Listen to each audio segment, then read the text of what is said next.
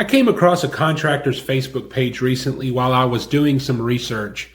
On that page, he advertised vehicle welding, trailer hitch installation, yard maintenance, bounce house rentals right now. But anyway, he had about 5 different exposures that were not even related to each other. 5 different full service categories, all from one guy, all on one page. Now, here's what I want you to understand before I go any further. I'm not telling you this story to embarrass anyone. I'm telling it because this contractor's page is not unusual. It is one of the most common things that I see when I look at how trades, businesses, and contractors present themselves online. And here's the part that matters for this video. When the guy called my office, he described himself as someone who does welding on fences. Just that, nothing else. Those 2 versions of his business are not the same business. One is a focused craftsman with a specific skill. The other is a guy who will do pretty much anything for money. Now, I want to be clear, there's nothing wrong with being versatile. A lot of contractors have broad capabilities. That's not the problem. The problem is what that Facebook page communicates to a stranger who has never met this guy and is trying to decide whether to call him. When I look at a page that advertises 5 different unrelated services, I don't think that this business is versatile and impressive. I think that this business doesn't know what it is doing yet. And that thought happens in about 3 seconds. Before I've read a single word of the description, before I've looked at a single photo of their work, just from the service list alone, right at the very top in their banner, why that matters. Trust is built on specificity. When someone needs a job done, they are wanting to hire that person who does that specific thing and does it well. Not the person who does that thing and also cuts yards and rents bounce houses. Think about it from your own experience and your own perspective as a consumer. If you needed surgery, you wouldn't want a doctor who also does tax returns and fixes cars. The breadth of what they offer would make you question the depth of what they know. Contractors are not surgeons, obviously, but the psychology is identical. The more things you advertise, the less credible you become at any one of those things. And here's the thing about social media specifically. Your page is often the first impression a potential client gets of your business. Before they call you, before they read a review, before they ask a neighbor, they often look at your page, your website, your social media page, whatever it is they find. And if that page looks like a bulletin board of everything you've ever considered doing, the impression it leaves is not one of capability, it's one of desperation. And desperation is not a quality anyone looks for in a contractor that they're about to trust with their property. Let me show you what I mean by using my own business as the example. One of my businesses is an insurance agency. We're licensed to write employee benefits, Medicare, life insurance, health insurance, personal lines, and commercial lines, property and casualty insurance. This is a very broad book of capabilities by any measure. But if you look at how we market ourselves, you won't see all of that. Our strong signals, the things that we put in front of people consistently, are commercial insurance for contractors, NEMT operators, churches, restaurants, and garage operations. That's our bread and butter, and that's it. That's what we lead with. That's what we're known for. Everything else we can do, and we sometimes can do it, but it comes through referral partnerships within our network. It gets handled and it gets handled well, but we don't send strong marketing signals about it because it's not where we want the phones to ring from.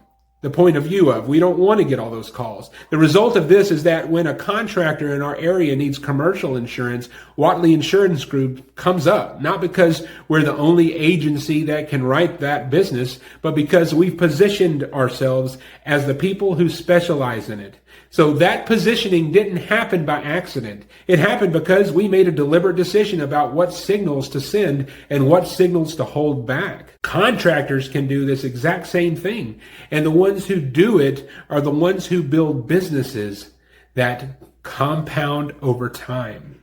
instead of businesses that chase every job that comes through the door. So what does this actually look like in a practice for a contractor? It starts with an honest question.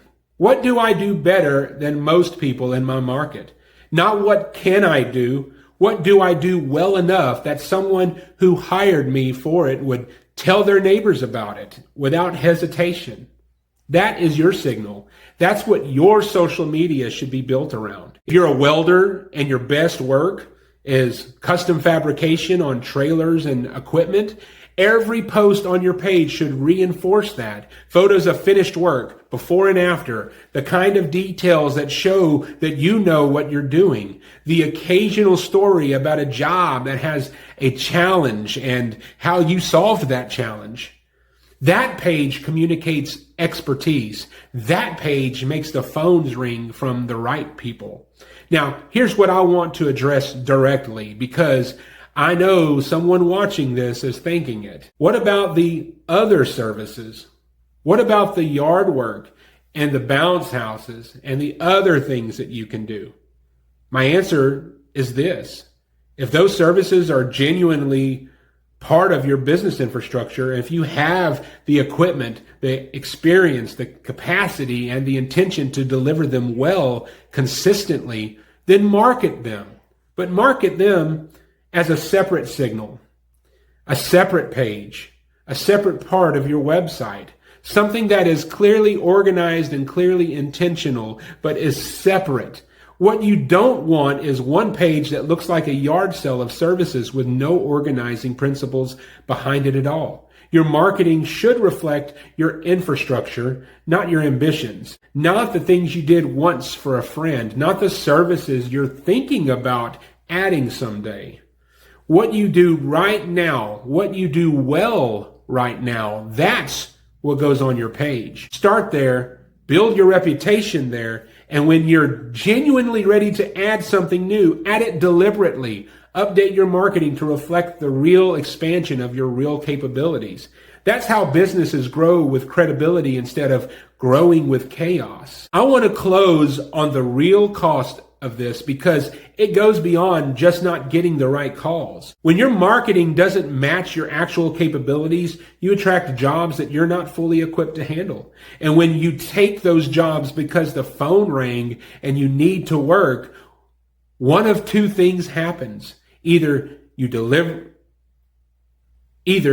below the standard that you've set for the work you actually know how to do and someone leaves unhappy, or you figure it out on the fly and it costs you more time and money than the job was worth. Either way, that customer's experience doesn't become the story you want told about your business.